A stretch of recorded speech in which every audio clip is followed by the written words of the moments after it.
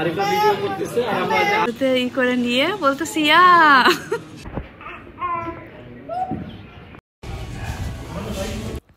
আসসালামু আলাইকুম, আশা করি আপনারা সবাই ভালো আছেন। আমরাও আছি আলহামদুলিল্লাহ ভালো। তো আজকে যে ব্লগটা শেয়ার করছি এটা আমার হাজব্যান্ডের বার্থডে ব্লগ। তো সাথেই থাকেন, দেখতে পারবেন আশা করি অনেক কিছু। তো বার্থডের দিন যেহেতু 16 ডিসেম্বর, এই কারণে সব কিছু অফ ছিল। তো অফ ডেতে শ্রাবণ বাসায় ছিল, এই কারণে সকালবেলা নাস্তা ও বাসায় করছে। এখানে হচ্ছে ওর জন্য আমি হচ্ছে এই যে বিটরুটের পাউডার আর কি, এটা গুলিয়ে দিয়েছি পানি দিয়ে। আর হচ্ছে এখানে লেবু চা তৈরি করেছি, আর একটু শসা, ডিম ভাজি, পরোটা। এটা ছিল শ্রাবণের সকালের নাস্তা। আর চাটা খুবই ভালো লাগতেছিল দেখতে, কারণ গরম গরম ধোঁয়া উঠতেছে। তারপরে চলে আসলাম একদমই রাতের বেলা। তো রাতের বেলা হচ্ছে আমরা ভাবলাম যে একটু বাইরে বের হই, কারণ সারাদিন বাসায় খুবই বোরিং হচ্ছিলাম। তো শ্রাবণকে এখান থেকে একটা কেক নিতে বললাম, যে এখান থেকে কেক নিয়ে আমরা হচ্ছে রেস্টুরেন্টে বসবো। তো আরশিয়া তো মহা খুশি বাহিরে বের হইতে পেরে। ও তো এদিক থেকে ওদিকে যাচ্ছে, ছটফট করতেছিল। তো আমরা এখন চলে এসেছি রেস্টুরেন্টের সামনে। আর আরশিয়ার হাতে কেকের যে প্যাকেটটা দেখতে পারতেছেন, ও ওইটা না কোনোভাবেই হচ্ছে ছাড়বে না। ওর ভাবতেছে যে কেকটা দিলে হয়তো বা আমরা খেয়ে ফেলবো, সেই কারণে আমাদের হাতে কোনোভাবেই দিচ্ছিল না। তো এই কারণে আর ওর হাতেই দেওয়া হয়েছিল। তারপর চলে আসলাম রেস্টুরেন্টে। আর রেস্টুরেন্টে আসার পরেই তো তার খেলাধুলা স্টার্ট হয়ে গেছে। সে মূলত এসেছে এই কারণে, খুবই কান্নাকাটি করতেছিল, এখান থেকে ওকে বেরই করা যাচ্ছে না। আর এই পাশে আমার মেয়েটা ঘেমে একদম মনে হচ্ছে যে গোসল দেওয়া হয়ে গেছে। তো ও হচ্ছে বাহিরে তো বেশ ঠান্ডা, কিন্তু ভিতরে একটু গরমই ছিল। তো এই কারণে উপরে জ্যাকেটটা ওকে হচ্ছে খুলে দেওয়া হলো, যাতে করে ও খুবই এনজয় করতে পারে। আর এই সময় কিন্তু শ্রাবণের মুড খুবই অফ ছিল। আমার পরে ও একটু রাগ করেছিল, কারণ আমি যেতে চেয়েছিলাম অন্য একটা রেস্টুরেন্টে, বাট যেয়ে দেখি সেটা আমি নতুন বাহির থেকে দেখেছিলাম, ভেবেছিলাম ভালো হবে।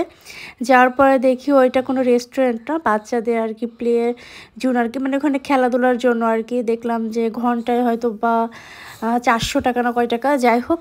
তারপর চলে এসেছিলাম এই রেস্টুরেন্টে। আর এইটা প্রথমেই শ্রাবণ সাজেস্ট করেছিল যে এই রেস্টুরেন্টে যাবে, কারণ ওর এই রেস্টুরেন্টের খাবার অনেক বেশি পছন্দ। আর আমার হয় কি, আমার এক রেস্টুরেন্টে বারবার যেতে ইচ্ছা করে না। আমার মনে হয় যে প্রত্যেকটা রেস্টুরেন্টে যাব, এক এক জায়গায় খাবার এক এক রকম, সেটা আর কি টেস্ট করতে পারবো। তো শ্রাবণ হচ্ছে এদের একদমই ফ্যান বলতে গেলে। তো এখন একটু হইলো বাচ্চার মুখের হাসি দেখে ওর একটু হইলো মুডটা ঠিক হয়েছে। কেক কাটার আগেই দেখেন তার মেয়ে চাকুতে করে নিয়ে বলতেছি ইয়া। আর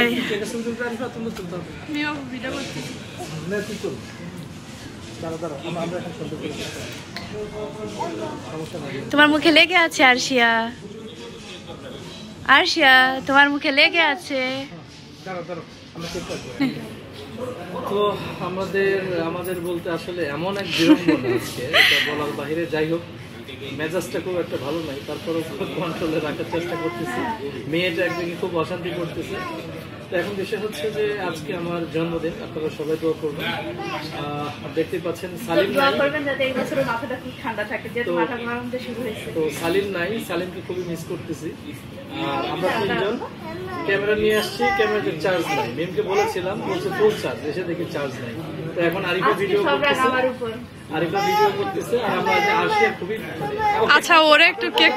হ্যাঁ, ওকে ওকে, বিসমিল্লাহ। হ্যাপি বার্থডে ভাইয়া। Thank you. মাম্মা বলো তুমি হ্যাপি বার্থডে। আম্মু বলো হ্যাপি বার্থডে টু ইউ বলো। কেক কেনার পর থেকে কেকের ব্যাগটা অর্ডার দিচ্ছিল না, আর জাস্ট কেকটার জন্য সে রিক্সাতে চলে আসছে, সে বাইক থেকে নেমে। ও খুবই কেক পাগল, যেটা সত্যি কথা। ও প্রচুর কেক খায় মাশাআল্লাহ। আপনারা ওর জন্য দোয়া করবেন, ঠিক আছে?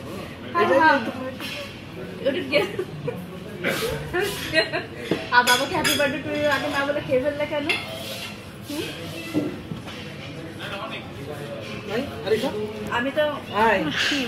আমি তো ভাবছিলাম যে মনে হয় শ্রাবণ আমাকে খাওয়াই দেবে না।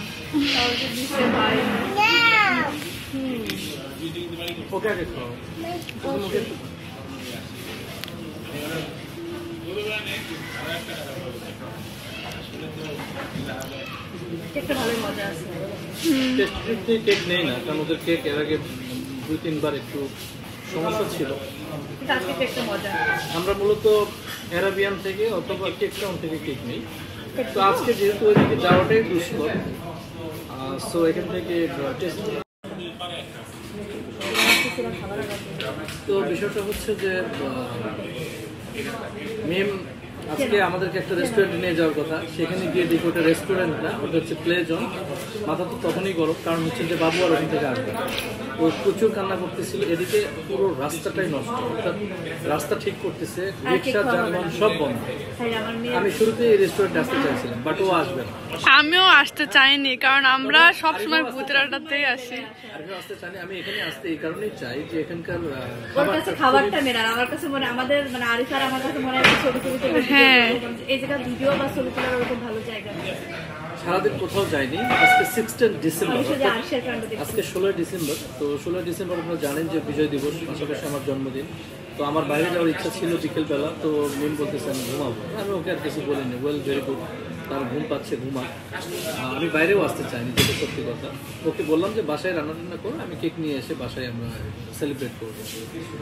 তো ফাইনালি ও বললো, আবার আরিফাও বললো ঠিক আছে চল জায়গা। আমি এটা ঠিক করছি, ওনারা এখানে আসবে না।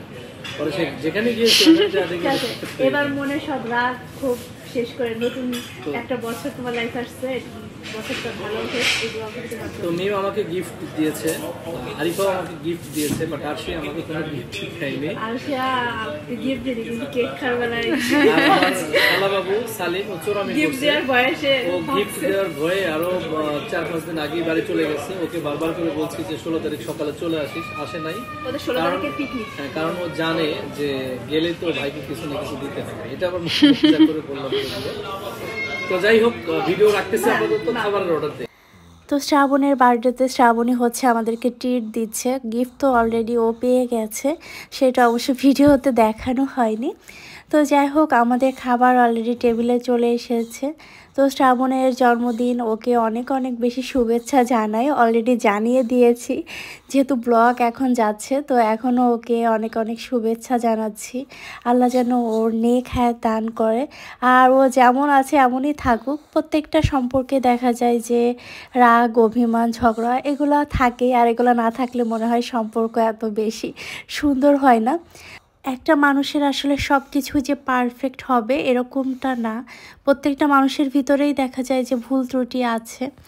তো আমি বলবো যে শ্রাবণ আলহামদুলিল্লাহ ও সব দিকে ভালোভাবে ম্যানেজ করে নেওয়ার চেষ্টা করে। আর সচরাচর দেখা যায় সব বিষয়ে আমারই বেশি রাগ হয়, কিন্তু কেন জানি না আজকে শ্রাবণের যেহেতু বার্থডে ছিল, আজকে ও আমার পর রাগ করছে। তো যাই হোক, রাগ অভিমান কিন্তু বেশিক্ষণ আর থাকে না। দেখা যায় আমাদের ভিতরে যদি কোনো কিছু নিয়ে মনোমালিন্য হয়, সেটা 10 মিনিট 5 মিনিট এইটা মানে এই সময়ের ভিতরেই সব কিছু আবার মিটমাট হয়ে যায়। তো এটা খুবই সাধারণ একটা বিষয় ছিল, রেস্টুরেন্ট মানে চুজ করতে গিয়ে আমরা এলোমেলো করে ফেলছি। যাই হোক, এটা দোষটা কিন্তু আমারই ছিল, যেহেতু আমি না জেনে ওকে হচ্ছে নিয়ে গিয়েছিলাম। আর রাস্তা এত বেশি খারাপ ছিল, তো থাকার কারণে দেখা যাচ্ছে আমার মেয়েটা খুবই ডিস্টার্ব ফিল করতেছিল।